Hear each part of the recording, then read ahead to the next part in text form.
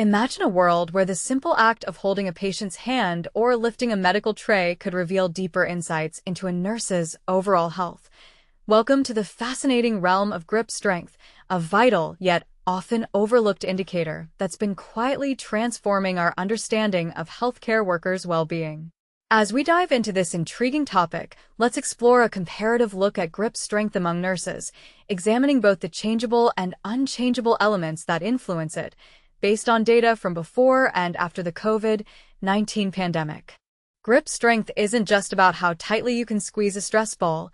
It's a powerful marker of physical resilience, mental stamina, and even long-term health outcomes. Think of it as your body's way of signaling when things are off-kilter, much like a car's dashboard warning light that flashes before a breakdown. But here's where it gets controversial. While some studies paint a clear picture of pandemic-related declines in grip strength due to heightened stress and reduced activity, others suggest these changes might not be as straightforward as they seem. Could cultural differences or workplace cultures play a bigger role than we think? Let's unpack this together, drawing from a wealth of research to shine a light on what really matters for our frontline heroes. Beginning with the fundamentals, grip strength serves as a proposed new vital sign of health, as highlighted in a narrative review by Vaishya et al., 2024. This piece compiles evidence showing how hand grip measurements can predict everything from frailty in older adults to cardiovascular risks. For nurses, who rely on their hands for delicate tasks like administering injections or repositioning patients, maintaining strong grip is crucial. Imagine a nurse whose grip weakens. Suddenly, simple daily duties become exhausting, potentially leading to errors or burnout. This review underscores grip strength's role as a simple, non-invasive tool for assessing overall vitality, making it an essential metric in healthcare monitoring. Shifting gears to workplace-specific insights, Harity et al., 2023, focused on preserving the bedside nurse by examining grip strength alongside orthopedic issues in nurses and students. Their study reveals how prolonged standing, heavy lifting, and repetitive motions contribute to musculoskeletal disorders, MSDs, which directly impact hand function. For instance, a nurse spending hours pushing wheelchairs or adjusting beds might develop weakened grips over time, exacerbating problems like carpal tunnel syndrome. This research ties directly into broader discussions on occupational health, showing that modifiable factors like ergonomic training could prevent these declines. And this is the part most people miss. Even nursing students, early in their careers, show signs of grip reduction, hinting at a profession-wide vulnerability that starts young. The pandemic threw a wrench into the works, as explored in Moynihan et al., 2021, who analyzed healthcare service utilization during COVID-19. Their systematic review indicates a sharp drop in non-urgent care, meaning nurses faced prolonged shifts without adequate breaks, leading to physical strain. Pair this with Galanis et al., 2021, detailing nurses' burnout fueled by anxiety and overwork, and you see a perfect storm eroding grip strength. Arca et al., 2021, add another layer, linking pandemic stress to musculoskeletal complaints, depression, and anxiety, all of which correlate with diminished hand power. But here's a controversial twist. Some argue that these declines aren't purely negative. They might highlight systemic issues in healthcare that demand reform, like better shift scheduling or mental health support. Do you think the pandemic exposed weaknesses in nursing culture that were already there, or was it a unique catalyst? Psychological and physical risk factors intertwine, as Krishnan et al., 2021, emphasize in their study on work-related MSDs. Stress and physical demands aren't isolated. They feed into each other, with chronic tension leading to muscle weakness.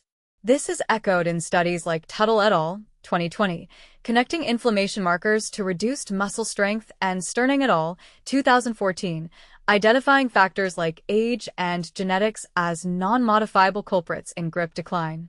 Meanwhile, Kim et al., 2018, and Tarachi et al., 2020, link stress, anxiety, and even insomnia to lower grip strength, illustrating how mental health ripples into physical performance. For example, a nurse battling sleep issues might find their morning grip tests reflecting not just fatigue, but deeper emotional tolls. On the flip side, exercise emerges as a game changer. Fehrenbach et al., 2021, and Qua et al., 2022, note protective factors against pandemic-induced inactivity, showing that maintaining physical activity can buffer against grip loss. Hossein et al., 2024, explain how movement boosts both brain and body, alleviating depression while enhancing strength.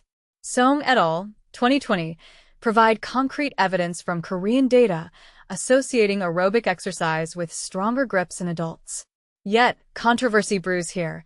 With gyms closed during lockdowns as per Abel et al., 2023, not everyone could pivot to home workouts.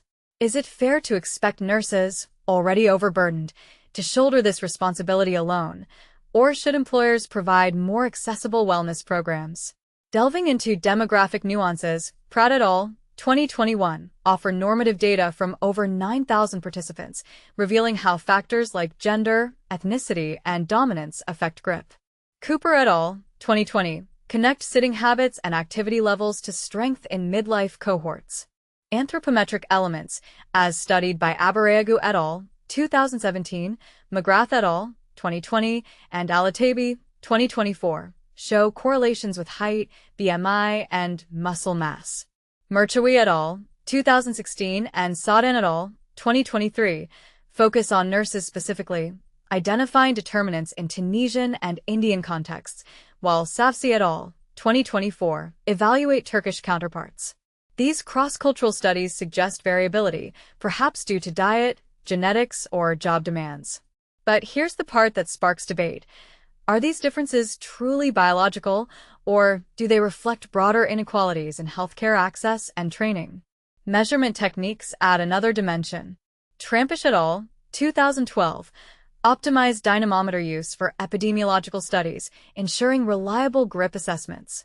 Cohen et al., 1983, and Wartig et al., 2013, provide tools like the perceived stress scale, while de Barros et al., 2003, adapt questionnaires for MSDs. Sava et al., 2014, confirm test-retest reliability, and Mathiewicz et al., 1985-1986, offer norms across ages.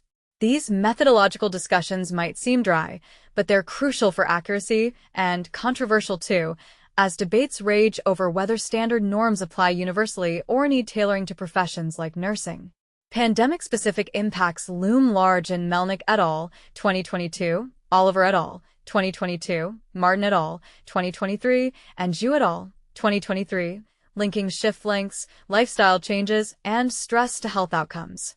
Wynn et al., 2023, and Alima et al., 2017, synthesize socio-demographic factors, while Sarami et al., 2022, Hamesfield et al., 2020, Liao, 2016, and Halder et al., 2015, explore muscle quality and yoga's benefits. Prevalence studies by Karki et al., 2023, Sun et al., 2023, Tang et al., 2022, and Nijat et al., 2021, highlight MSD risks in nurses globally. Barr et al., 2023, ties it all together, associating grip with stress and habits in medical students. In wrapping up, this exploration of grip strength in nurses pre- and post-pandemic uncovers a tapestry of modifiable elements, like exercise and stress management, and unalterable ones, such as age and genetics. It's a reminder that health isn't one-size-fits-all, and the pandemic has amplified calls for better support systems. But what do you think? Should grip strength testing become routine in nursing checkups? Or is it just another metric adding to already packed schedules? Do these findings challenge how we view nurses' resilience, or reinforce the need for systemic changes? I'd love to hear your thoughts in the comments. Agree, disagree, or share your own experiences.